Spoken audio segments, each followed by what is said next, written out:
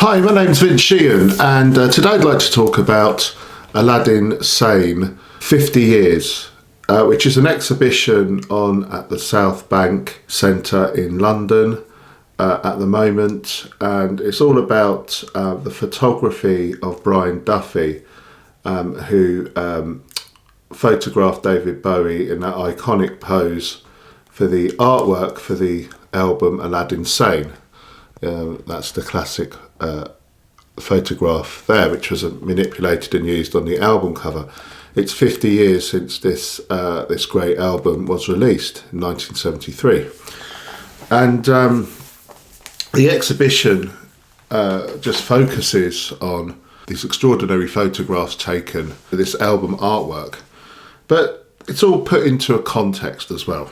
So we begin with a run through of what life in the early 70s was like in the UK. Pretty grim time, a lot of unemployment, not much regard for public health. You know, your average working class man, his life expectancy was 68 apparently. You know, the economy wasn't in a good place, but there was this great music being produced, and David Bowie was certainly an injection of colour, glamour, theatricality in this rather grey time in the UK. And the exhibition then kind of looks at other iconic album covers which come before and after Aladdin Sane. So of course we have the Sgt. Pepper's Lonely Hearts Club Band cover on display, and Abbey Road, Rolling Stone Sticky Fingers with the zip on the cover, Pink Floyd Dark Side of the Moon, Black Sabbath, and other fantastic album covers. You know, you're really reminded of how fantastic artwork was for LPs back in those days. We then come on to David Bowie himself, and all his albums, or certainly his early albums, are there. His second album, with the one with Space Oddity on, I mean, I've never really noticed that's got this kind of Vasarely background to it, which I've never really noticed before. And seeing the record sleeve there was really interesting. And then, of course, The Man Who Sold the World's got a great cover with Bowie lounging on that sofa and in a dress. And that's before we get to Ziggy Stardust and the Spiders from Mars, that iconic cover of Bowie outside that telephone box. And it's here in this part of the exhibition we're introduced to Brian Duffy, who's one of the Black Trinity, along with David Bailey and Terence Donovan. He was one of those giants of photography in the 60s, 70s and into the 80s as well. And you know, he photographed Bowie in, I think, 72. The photos were never used, but they're very striking, and there's a kind of life-size blow-up of one of them, which you can stand next to in this exhibition. I mean, there's Brian Duffy himself, self-portrait, and there's the kind of unused images of Bowie from 72, which Duffy took, which are there in the exhibition.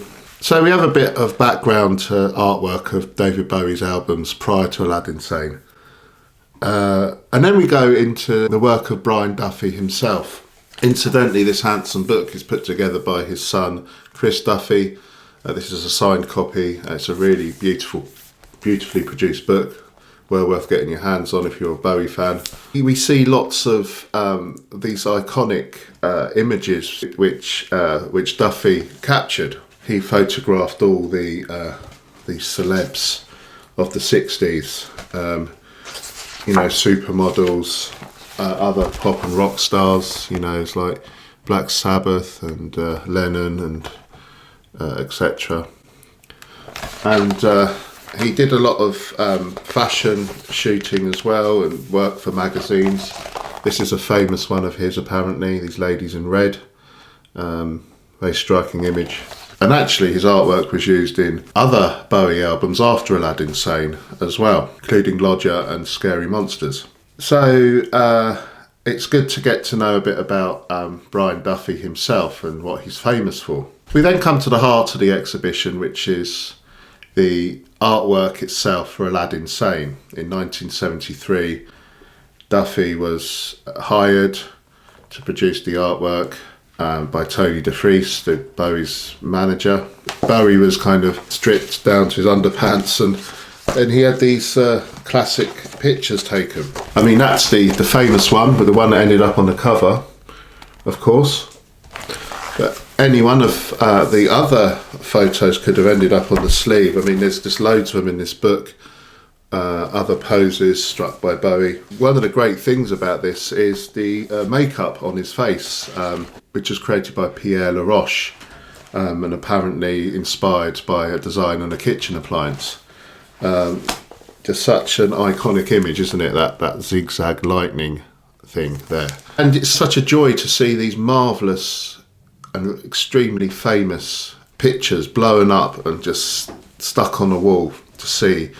They truly are just such arresting images. And I didn't realise actually that the other spiders from Mars had their photos taken as well. Here's Mick Ronson. None of these images ended up in the album artwork, but nonetheless they're here. Trevor Boulder looks perhaps slightly less natural doing these shots, and here's Woody Woodmansey, the drummer. We also see pictures of Angie Bowie and Tony DeFries and other people associated with Bowie at this time, taken by Duffy. And we also see the kind of camera Duffy used, and we informed how he manipulated the photos to make the images on the album cover. We then have this lovely room where you can simply sit down and listen to the album, which is played on a loop. All 10 songs going round and round.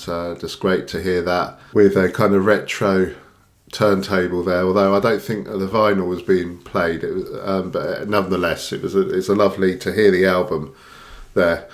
And then we have like the influence of this image in magazines, etc. You know, Kate Moss's face on a magazine with the zigzag, etc. And the influence on LGTB plus people as well.